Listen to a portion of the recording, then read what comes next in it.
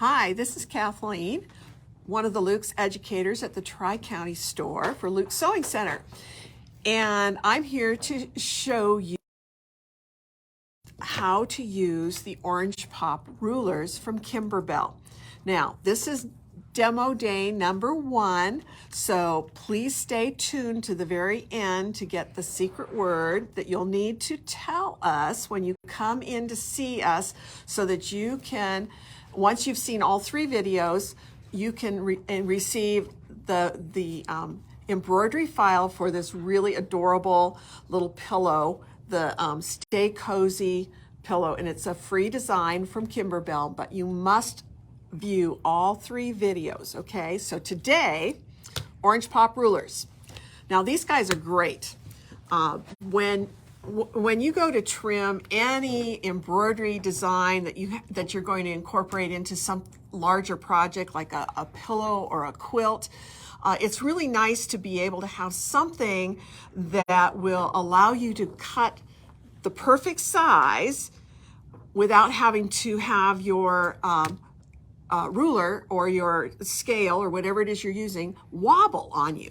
So I want to demonstrate these. There's 2 sets first off, a square set and a rectangle set.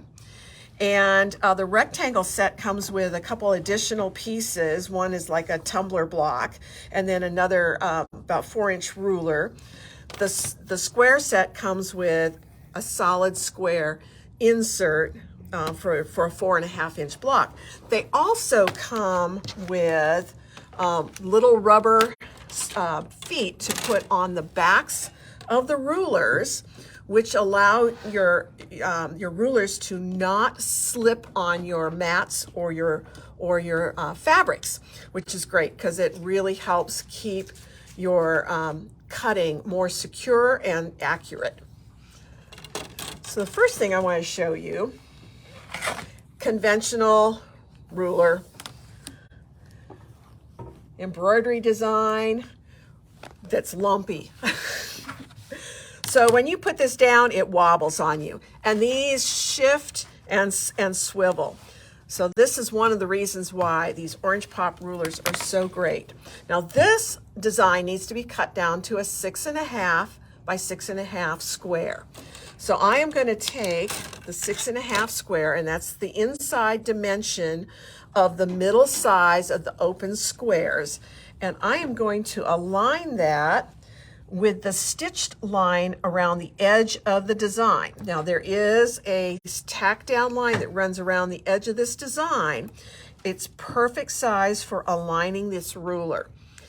To give me extra security and extra stability, I'm going to nest it with the next size larger, and I'm just going to drop that on here, and so it gives me a little more surface to hang on to when I am doing my cutting. I'm going to slide things out of the way here just a second because I'm going to turn my board. So if you don't have a rotating map, make sure that you have clear space so that you can swivel your board around. That way you don't have to try and swivel your project and keep everything lined up. So if you are right-handed, you want to cut on the left-hand side of the project. If you're like Alexis and you're left-handed, you're going to cut on the right-hand side of the project. So since I'm right-handed, I'm going to cut on the left-hand side of the project. You want to keep your rotary cutter very square and straight up and down to the project. And there's little notches in the corners that allow your blade to get all the way to the corner of your project for the cut. So you just want to very steadily go straight along the side. Once you've done one side, rotate your mat carefully. Insert the blade again in the notch at the end.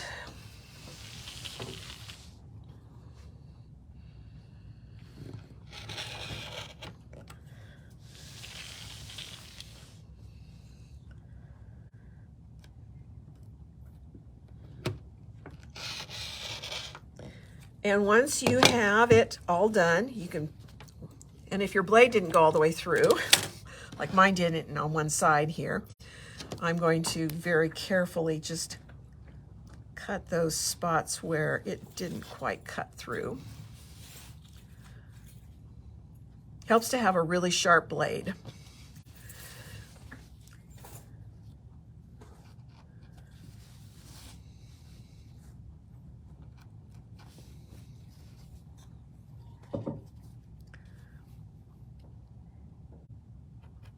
Okay. So that gives you your perfect 6.5 by 6.5 square for the pillow. So that's the insert for the pillow here. This pillow, of course, adds additional borders and a backing and a binding around the edge to create the 8 by 8 little pillow here. Now, another use when you have an item that you have done an embroidery on, for instance, like a flip and fold pieced quilt square. This one doesn't have the outside stitching line to line up on. Right, so but I know that the center point of this particular square is the center of the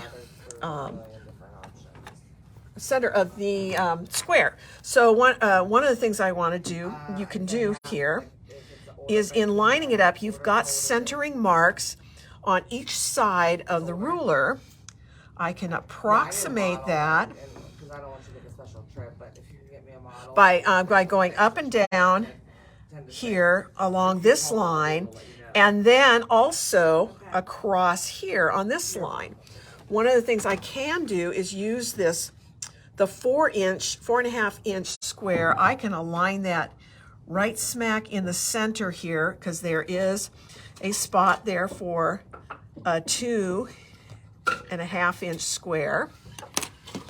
I can use the 4.5 inch square on top of that, and then drop my 6.5 inch square on it. And then I'm assured that I have my 6.5 inch square in the right place. Once I've got those aligned, I can very carefully lift, while holding the 6.5 down, I can carefully lift out the other 2 pieces, carefully drop my 8.5 around the outside edge, and then I can, again, using my rotary cutter on the left-hand side, keeping my left hand on the squares, I can insert the blade and cut each one of these sides to the perfect 6.5 inch square.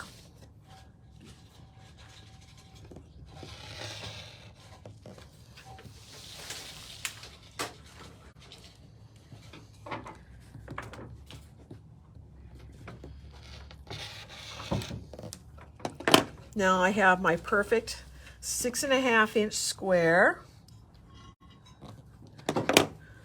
quilt block.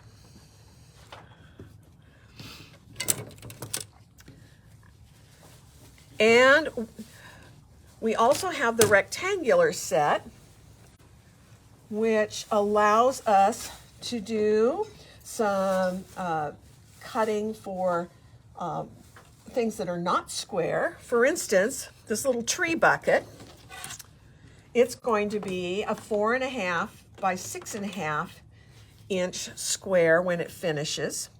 So I'm going to align the 4.5 by 6.5 right to the outside stitched line there, which tells me that's where my cutting line will be. I can quickly go through all the layers.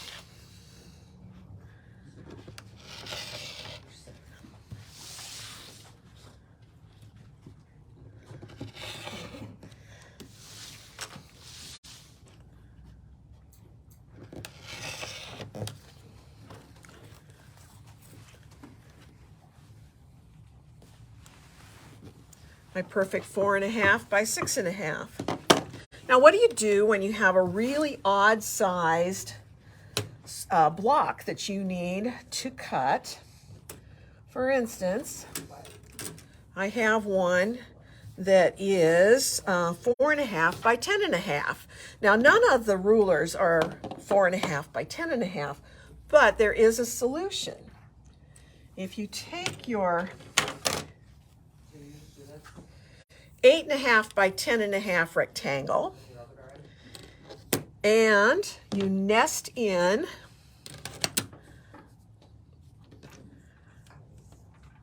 the two smaller sizes. First off, this one will give you your 4.5. So it can give you your two parallel lines, top and bottom, for your square, or your rectangle, excuse me, your rectangle block. You also then would, once you've got those done, you would pull those out and then do your two ends, and then you just cut the remaining edges. And I will demonstrate that here. Okay. Got everything in here. Got it lined up just a little bit this way, there. Okay. So now I'm going to start by just doing the two sides, the top and the bottom.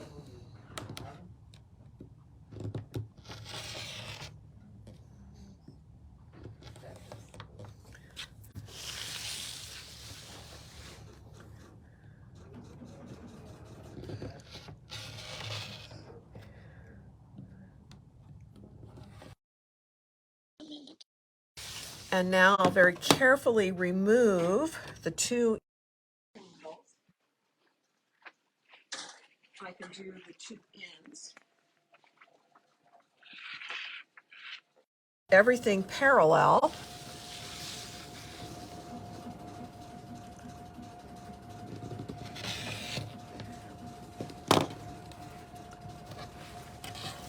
And then all I have to do is, using one of the outside edges, I can just align it to that inner cut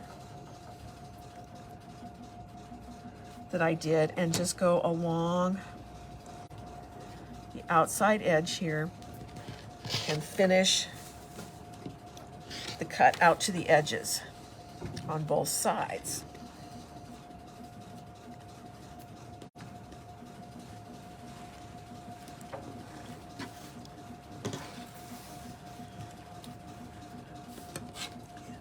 Side.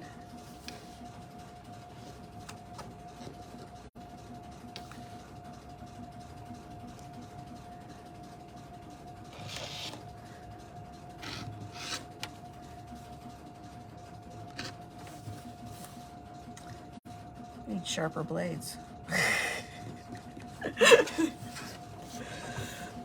And there I have my 10.5 by 4.5. And this will go into a larger project. So it helps keep your sizes consistent, your cuts consistent, and really saves you time when it comes to having to measure, because we can't always visualize when we're measuring from the inside of a design to the outside edges, where is exactly the center, and you can get a better visual on your center using the orange pop rulers. Now, a couple other things that we have here in the store that are brand new. We got in 3 new beautiful colors of embroidery felt, very soft, pliable felt, and also washable. So if you have a clothing project or something else that you know is going to get wet, perfect for those. And we got in the Kimberbell project batting. Now this is 3 yards, 19 inches wide. Beautiful, very soft and very thin, perfect for any of your Kimberbell projects, like your mug rugs or any of your wall quilts. So very soft and pliable. So, but the orange pop rulers, now we have them on sale here in the store. So come on in and get your set. And oh, by the way, Your secret word for today, for having watched till the end, is warm and cozy. So remember that word, because you'll need to tell us when you come in, so you get credit for having watched today. So thank you for your time, and we look forward to seeing you soon.